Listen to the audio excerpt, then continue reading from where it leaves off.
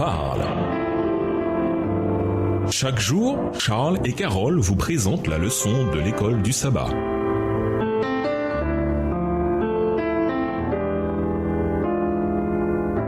Bienvenue dans votre émission. Dieu nous parle. Nous voilà à la leçon 10, le Saint-Esprit, la parole et la prière. Étude de la semaine, Jean 15, le verset 7, Matthieu 7, le verset 7, Psaume 66, le verset 18, Jacques 1, les versets 6 à 8, 1 Jean 5, les versets 14 et 15 et Acte 2, le verset 38. Verset à mémoriser. De même aussi l'Esprit vient au secours de notre faiblesse, car nous ne savons pas ce qu'il convient de demander dans nos prières. Mais l'Esprit lui-même intercède par des soupirs inexprimables, et celui qui sonde les cœurs sait à quoi tend l'Esprit. C'est selon Dieu qu'il intercède en faveur des saints. Romains 8, les versets 26 et 27. La véritable spiritualité et la prière vont de pair. Il n'y a pas de véritable vie spirituelle sans prière énergique. Après la nécessité de repentance, l'un des besoins les plus grands et les plus urgents est peut-être un réveil de notre vie de prière. La bonne nouvelle, c'est que même dans nos prières, nous ne sommes pas seuls, privés de l'aide du Saint-Esprit. La prière nous rapproche de Dieu. Elle nous élève en sa présence.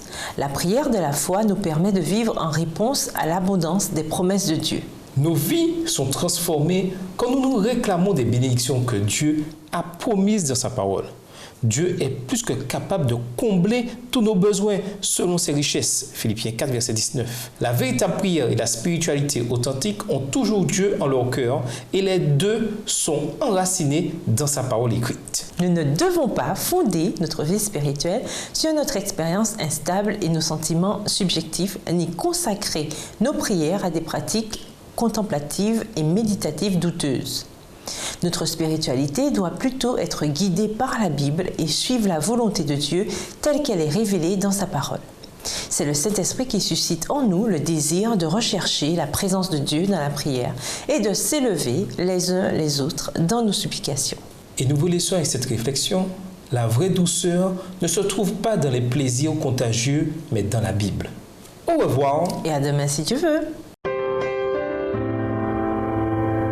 Dieu nous parle. Chaque jour, Charles et Carole vous présentent la leçon de l'école du sabbat.